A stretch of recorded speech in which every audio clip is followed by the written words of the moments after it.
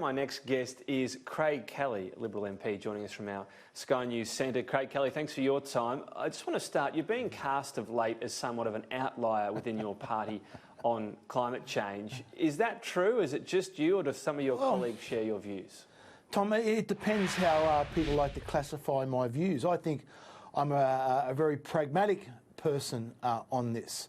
When we look at the bushfire crisis, I see the problem as lack of hazard reduction, and the idea that this bushfire crisis could have been made different if we had imported more solar panels from China is just a nonsense. Now, I would assume that would be the position of every other member of the coalition. Do you believe, though, that the effects of man-made climate change overall, not just from Australia, overall have exacerbated bushfire threat in the bushfire season?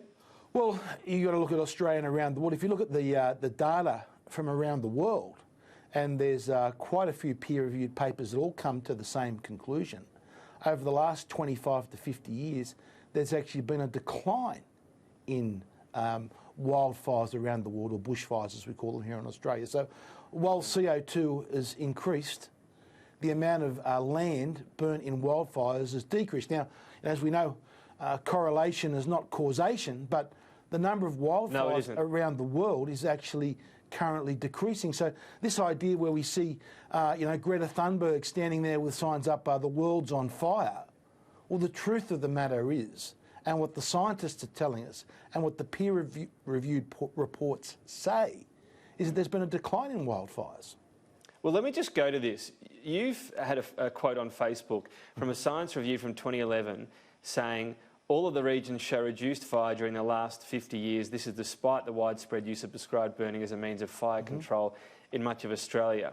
Your analysis here means that more carbon emissions appears to mean fewer fires. The authors have come out of this report and said the line you used is completely out of context and your analysis is incorrect. That's what they say. Well, first, I think they are out of context about what I'm talking about. The bottom line is, and I quoted directly from their report, and their report found that over the last 50 years that there has been a decline in wildfires in Australia. Now, that's not my words. They're the words directly from their report. Yeah, okay, why they're saying that's not accurate to say? It's one line in a very detailed report. What they also looked back on, Craig Kelly, was 700,000 years. This was going through charcoal patterns in Australia to measure fires over 700,000 years. Okay, that's part of the context. But that wasn't what I was talking about. The facts of the matter are there is a wide-held perception in this community because of misreporting and misinformation that there is somehow the world is on fire and there's a great increase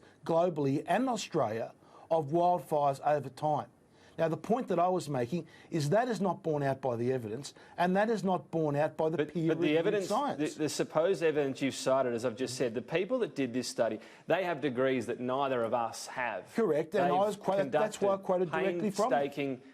That's right, and yes, they're painstaking research. Your direct quote, Craig Kelly, your one-line direct quote is out of context, and your synopsis from that is inaccurate. That's what they're saying. Well, I completely reject that whatsoever.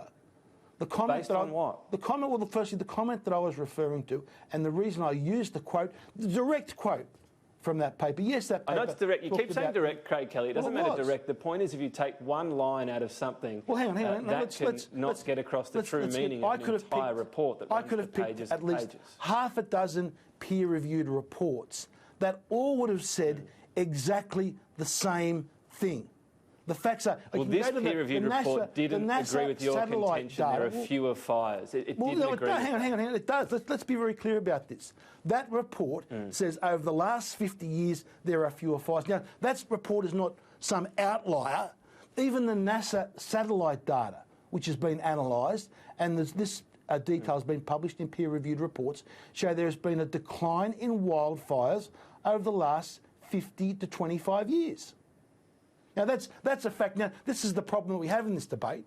Here you have an inconvenient fact to the nonsense that's espoused around. You've got young kids being terrified, holding up signs. Okay, well, hang on. When you say nonsense, let's go to this, because the authors of this report have also spoken about what there is in terms of increased risk to bushfires in Australia and elsewhere.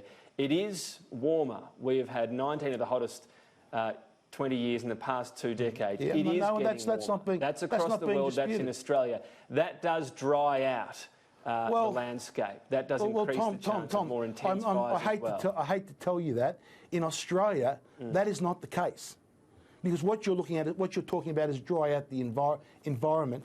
That is measured by pan evaporation rates. And there is a lot of scientific research on this, and there's in fact a famous Australian study on this that shows pan evaporation rates have not increased as temperatures have increased.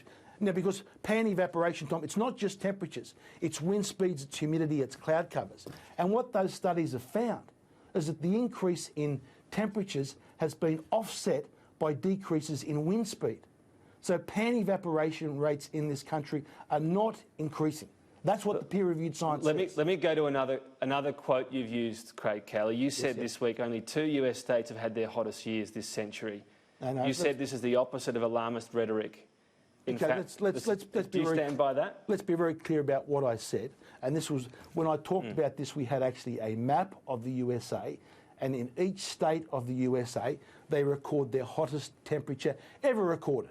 Right? So you've got 50 US states. You now, said years. Yeah, so were you wrong correct? about No, absolutely not. Because if you look at what years the USA had their hottest temperature, so you go around those 50 states, from Florida across to Alaska. I have. Okay. Okay. Now you look at each one of those. You say let me just clarify what you're saying, Craig Kelly. You were saying only 2 US states have had their hottest years this century. Are you standing by that? No, there's actually a third one that cropped up this year.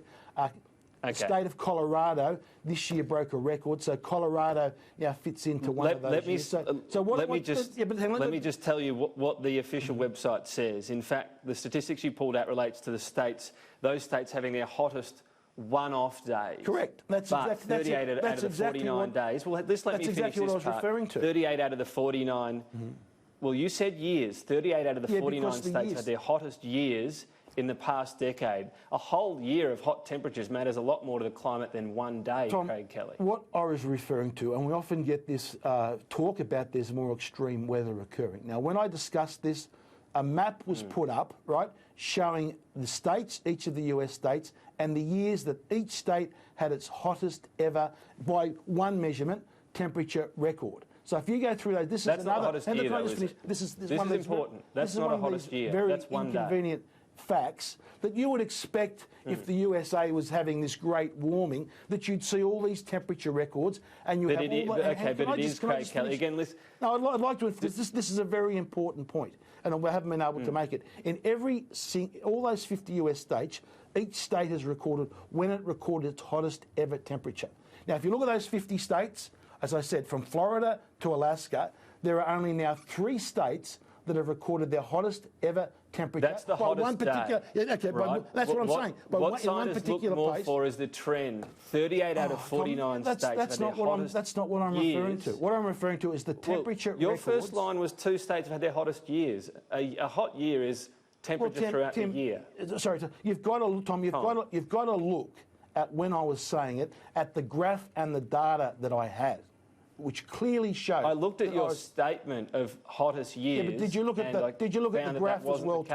Did you look at the graph? I understand what you're saying. So they're the hottest individual days. That's right. So what we've got in this, that's why be very clear. In the USA, each state has a temperature recording of when it recorded its hottest ever temperature. Now, there's many ways. I'm not going to go over this temperature again. I've just spoken about that. But do you also concede? Well, let me put my. I've said to you, yes, I agree on temperature. Do you agree as well? What that same information, the same website says, is 39 out of 49 US states have had their hottest years, whole years, in the past decade. If you measure it, it depends what you're measuring there. If you are measuring, average median temperatures, right? You're talking about medium temperatures. Are you talking about maximum temperatures? This is what depends. There's many ways. You're not plucking out one day. You're there are many different ways to express this, but the facts are, Tom, and it's irrefutable. This fact is irrefutable. If you look across those 50 states, and each one of those states has a temperature record of when a particular location in that state recorded its hottest ever recorded that's temperature, the day. right? But and of those, why won't you say yes? The hottest years overall have been from those states. Tom, why don't you want to say that? You're playing semantics with words. The reality is... I'm not. This is important. Actually, it is important. The reason why this is important is your line said that the US, only two had their hottest years. That's not accurate. No one would measure a hot year by one day, and the warning from scientists is about overall warming, hot summers, not one individual day. The reference to hottest years I was making was a reference to when that particular state recorded... Was a reference to a day rather than a year. Correct, which recorded its hottest ever temperature. That's not a year. On a particular day. Now, if I could just finish, what is important, right? If you look at that data and you say, okay, you've got 50 US states, each state at some time has a temperature record. On one day, it recorded its hottest ever temperature. And the majority of those days, Tom, are not this century, are back in the 1930s. Yeah, well, we've gone over that several times. As I said, you're saying day, I'm talking about year. Yeah, so, Tom, what about a broader question? It is semantics. Well, we're not. It's not semantics, Tom, it's definition. Well, Tom, it's not semantics. It is semantics. A year versus a day is not semantics. And you just can't look at the words, right, without referring to at the particular time, the graph that I was referring to. Well, the word is year or day. Yeah, well, you said year and Tom, it's day. each state has a particular temperature record of what year did it record its hottest ever single temperature on a particular day. Let me ask you this. We've given this a strong airing. Yes. Let me ask you this, Craig Kelly. Is your broad push, as someone who's sceptical of what impacts climate change are having, that scientists could be overblowing it, it's hard to predict, climate modelling is complicated, and they've been wrong before, so why go through economic pain for nothing potentially? Tom, what I am concerned about is that we have a doomsday cult going on. We have children being brainwashed with falsehoods in our schools. We have lunatics gluing themselves to the road that want to destroy our economy, that think that somehow or other this will avoid some doomsday scenario in Australia.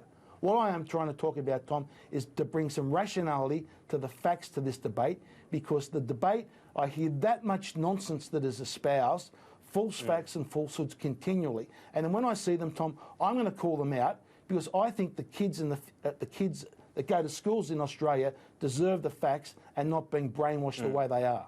What if the warnings from the mainstream body of climate scientists are right?